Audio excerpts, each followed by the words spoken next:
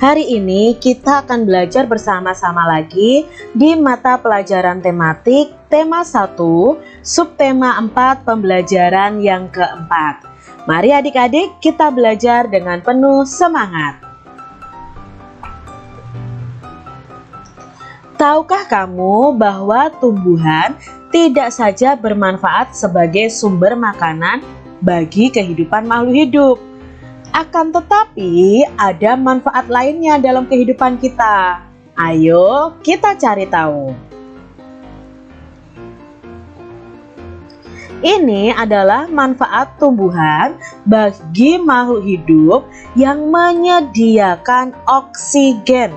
Di sini tumbuhan itu melakukan proses namanya proses fotosintesis. Nah, salah satu yang dihasilkan dari proses fotosintesis adalah oksigen atau O2. Oksigen atau O2 inilah yang dipakai oleh manusia dan hewan untuk bernafas. Nah, di sini manusia dan hewan itu membutuhkan oksigen yang dihasilkan oleh tumbuhan. Oksigen yang masuk ke dalam tubuh manusia maupun hewan akan terjadi proses di dalam tubuh kita. Lalu setelah itu tubuh kita akan mengeluarkan namanya adalah karbon dioksida. Nah, ketika kita mengeluarkan karbon dioksida ini akan diserap oleh tumbuhan. Lalu karbon dioksida ini akan diolah lagi dalam proses fotosintesis menjadi bahan dalam proses fotosintesis tersebut, maka akan menghasilkan oksigen atau O2 lagi. Lalu oksigen itu dihirup manusia dan hewan. Setelah itu manusia dan hewan akan mengeluarkan karbon dioksida atau CO2, dan CO2 akan diserap kembali oleh tumbuhan. Seperti itu seterusnya.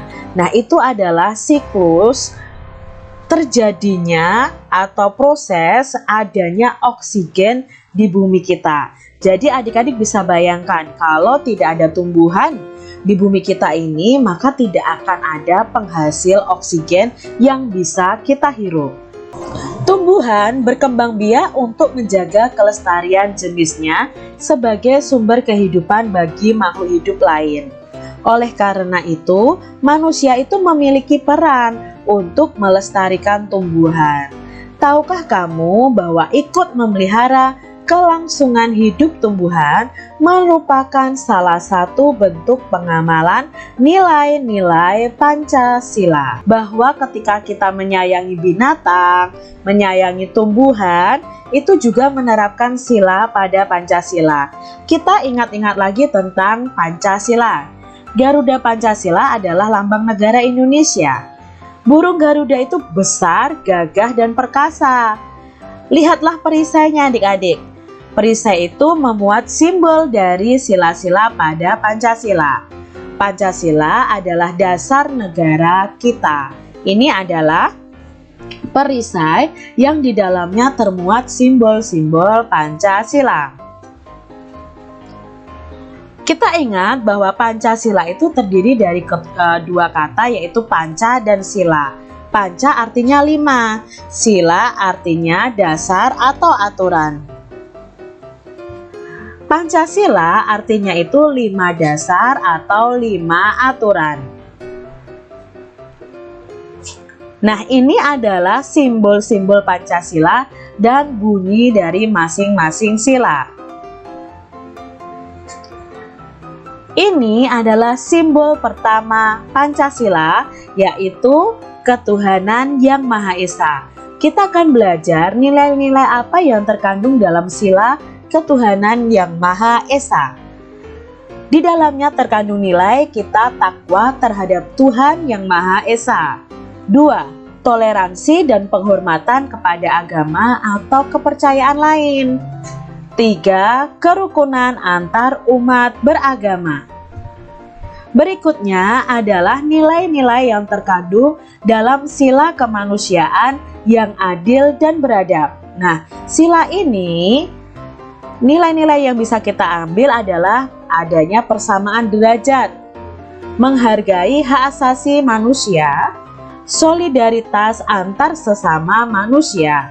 Dan kita belajar juga tentang perdamaian. Nah, solidaritas ini bisa berupa tolong menolong. Untuk sila ketiga yang berbunyi Persatuan Indonesia, terdapat beberapa nilai yang terkandung di dalamnya. Yang pertama adalah kita menggunakan bahasa persatuan antar daerah. Itu akan menjaga persatuan Indonesia. Yang kedua, memperjuangkan nama harum bangsa Indonesia. Yang ketiga, ada sikap cinta kepada tanah air Indonesia. Mengutamakan persatuan dan kesatuan daripada kepentingan pribadi. Yang kelima, berjiwa patriotisme dimanapun berada. Nah, ini nilai-nilai yang terkandung di sila ketiga Pancasila. Untuk sila keempat, yaitu kerakyatan yang dipimpin oleh hikmat kebijaksanaan dalam permusyawaratan perwakilan, memiliki nilai-nilai di antara lain, pemimpin bangsa Indonesia itu haruslah bijaksana.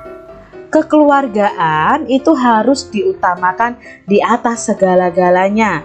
Jadi ketika ada masalah, kita harus selesaikan secara kekeluargaan. Yang ketiga, kedaulatan bangsa itu ada di tangan rakyat.